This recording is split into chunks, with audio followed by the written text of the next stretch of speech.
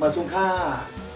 เก่าจักว่าโยเก่าเป็นโยเก่าไวรัสโคโรนา19อันว่านั้นมันก็มีความถามตัวเจ้าเก่าอยู่กูมือกูวันข่าวนอกกับตามย้ำในย่อกาตั้งเป็นโควิด19มันแพร่ล่างกว่าปัดปื้นในหลุมฟ้าเจอเป็นก็เป็นเจออันหายก็มีเจออันดูหายตายกว่าก็มีบางเจอจับตั้งเป็นโควิด19ย่ออ่ำในพังห้างอ่ำพูดตัวว่าตัวเจ้าเก่าเป็นย่อกาตั้งเป็นบางเจอจับย่อว่าจางหายไรข้างก้อยก็มีนั่นอยู่ดีแห้งกำขำตัวเฮาคาว่าแข็งแห้งมอกระหือและแห้งกำขำตัวเฮาคาอันก้อนไพ่พ้องว่าภูมิต้านทานอันว่านั่นเด็กต่อสู้ไรย่อกาตั้งเป็นนั้นไหนไรมอกระหือขาอ้อเฮาคาสับเดริฮู้ไรจึงหือว่าเฮาคาจับย่อกาตั้งเป็นโควิด19ในวันเมื่อในคาใจลองบุญโซนค่าหอมเฮาคามาอุโอกันโดยดีค่าเอาข้อมูลมาตีห้องปืนเผา BBC ไทยขาอ้อ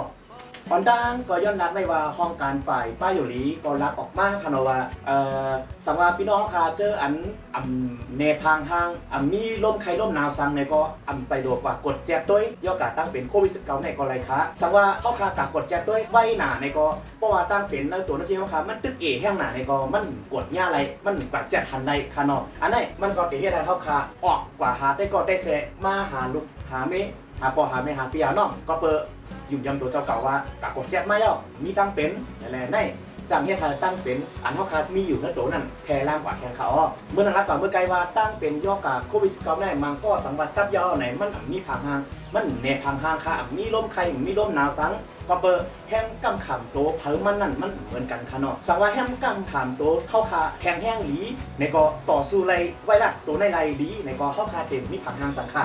ย่อกาตั้งเป็นโควิด19อันเขาความกันว่าโคโรนาไวรัสหรือเบื้องใต้เขาความว่าวัวหางอันว่านั้นสังว่ากิจจักย่อไหนมันได้เป็นตั้งเป็นไวรัสเป็นเจอแมงอันดีมันได้เข้ากันในตัวนักคิงหน่อยแน่มันได้เหตุการณ์เหตุให้ต่อเครื่องในตัวนักคิงเขาขามันหนังปอดขึ้นมาหันต่อพอถึงหลอดลมเคยใจเขาขาในเขาก็เป็นอะไรสังว่าเขาขาอะไรกิจจับเจอแมงย่อกาตั้งเป็นไวรัสโคโรนาโควิด19วัวหางอันว่าในย่อไหนเจอแมงติดใจเข้าย้ำ5 วันค่ะเนื่องการที่ได้ฝักโตหม่งโตไว้ในตัวนักคิงเขาขาให้แลมันจ่อไปเนพางหางมันออกไปร้อยมันเด็กลุกมาดีลมเคยจะเข้าขาทางตั้งค่ะหลอดลมคุณหนังเขาผ่านต่อมาถึงหลอดลมมาขาไหนมันจะเคยจะหยาบเคยจะกับเจ็บหน้าอกเจอไหนขาอ้ออย่าไปลืมค่ะนะอันเท่านั้นไว้ว่ามันก็มันอ่ำในพางหางก้วยกาคองการฝ่ายป้าอยู่ดีก็รัดออกมาค่ะเนาะอันเหตุการณ์เกี่ยวกับรองร่วมเคยจังกำซื้อค่ะเพื่อนก็รัดออกมาว่าสังว่า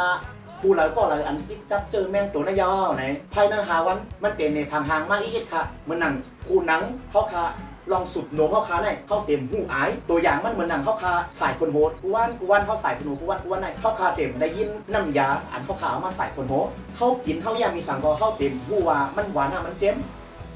ก็เป็นแร่ย่อกาตั้งเป็นโควิด19ไวรัสโคโรนาหรือวัวหานอันวันในมันเป็นย่อกาตั้งเป็นอันลุกมาตีอันเฮ็ดท่ายต่อตั้งรวมเคยใจเขาคากำซื้อครับค่ะตอนทางตั้งเป็นย่อกาโควิด19หรือไวรัสโคโรนาอันวันนั้น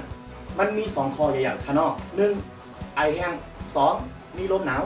ไอแห้งอันวันนั้นไอโดยดีมีคีเตอร์ไอออกมาแห้งๆพอเขาเอาทิชชู่คือเขาเอาผ้าพอเขาไอเนี่ยเขาเอามาปิกโซ่ตัวเขาเตะคู่ว่ามันมีอีหังออกมาจ้อมมันเป็นการไอแห้งๆออกมาเยอะก็ไอหลายๆกำทัดกันเขาเมื่อนั่งตัวอย่างลมหนาวซับเป็นหืออันวันนั้นเข้ามาด้วยค่ะเป็นมีลมหนาวสูงค่ะแตกไรลมหนาวอยู่ที่ 37.8 ขึ้นเนื้อค่ะสั่งว่าเขามีเครื่องแจกจามไปลมไข้ลมหนาวค่ะเขาสัมติหูอะไรจังหือไหนมันก็แต่ยามเป็นไข้วัดเป็นลมหนาวโยโย่ไหนมันก็แต่ยามเป็นตีหูว่าเขาคาเต็มไม่จมโหไม่จมหน้าอกห้ามต่อก็ถึงแผ่นดังเขาขาไหนไม่แห้งหนาเพราะว่าเขาขาเป็นจังไหนไอแห้งๆเฮเลนมีลมหนาวสูงไหนเป็น 1-2 วันทัดกันสั่งว่าหายแค้นลงนั่นก็ให้มากเลยเก่าไหนใครเขาขาฮิปกว่าหาหมอยาก็เหลียวคันพี่น้องๆก็ไม่ลมหนาวจึงหือตีอันทางเคิมว่าเตลแลบเป็นตั้งเป็นโบหันตั้งเป็นโควิด19มันหนังไอออกมา1 กำอันนั้นก็ไปเจอกับคันไอ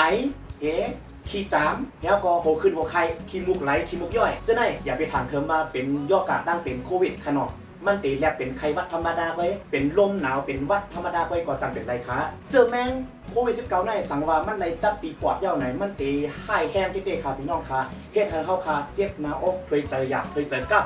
สังว่าเจอแมงตัวไหนมันเข้ากับตั้งนั่งขาวๆไหนข้าวแห้งหรือนั่นแทงไหนก็เฮ็ดให้เครื่องนั่งขาวๆตั้งมดตั้งเสียงในลูกแล้วก็ให้ไรขาวๆจังตายไรเขาออกก็เหมือนนักปฏิพี่น้องเขาว่ามันก็เป็นยาวว่าอ่ำในพางห้างมันก็เป็นยาวว่ามันผู้ว่าเป็นไหนหลายๆจึงเมืองจังก้อยออกลองปืนเผาออกมาว่าอย่าไปออกเฮิรน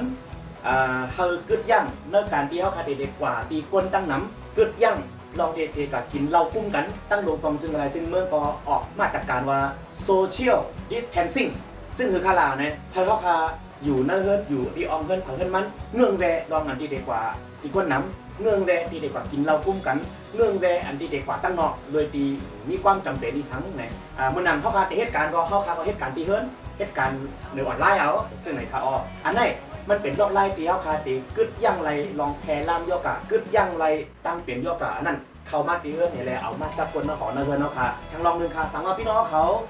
ออกนาออกตามกว่าที่เราเซมว่าไหนอย่าไปลืมแกะเทให้กันตัวเจ้าเก่าสังว่ามีความจำเป็นที่ต้องกว่าเพราะว่ากว่าม้าวเนี่ยอย่าไปเข้าเฮิรนกำเดียวเนี่ยให้อยู่ตั้งนอกเฮิรนเนาะค่ะ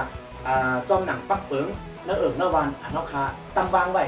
เฮ็ดจอมปักเปิงนั่นนี่เป็นรองหลีที่เฮาคาเต็มเอาเจอแมงเขาเฮิรนแลเป็นรองหลีที่เฮาคาก็เต็มในกว่าจับตั้งเป็นเจอแมงตั้งนอกมาเนื้อวันเนาะค่ะลืมสุดได้ย้อนฝากไว้ดีพี่น้องค่ะอย่าไปลืมค่ะย่อกาตั้งเป็นโควิด19นั่นมี2คออย่างตีเฮาคาตีหู้โตรวยโตเจ้าเก่าไรค่ะ1ไอแห้งๆไอทับกันหลายๆกำไออ่ำหายไออ่ำมีคีเตอร์2มีคนลมไข้ลมหนาวสูงสังว่าเฮาคามีผังทางเจ้าหน้าเห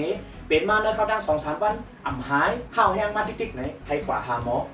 อยากำเหลวกับกด7กำเหลวขนอพี่น้องเนาะอย่าไปลืมค่ะอ่ำออกกว่าหาที่ก้นน้ำอ่ำออกกว่ากินเหล้ากุ้มกันอยู่แต่ละเฮิรนแน่อย่าไปลืมว่าล้างมือตาเสะแล้วก็เจอเจลอันมีแอลกอฮอล์อันนี้มันตีจอยสุกสีปันจอยคาอย่างแบบเจอแมงยอกับในไรพองอยู่ในฝากไว้ตีพี่น้องเขาหนังไหนคะ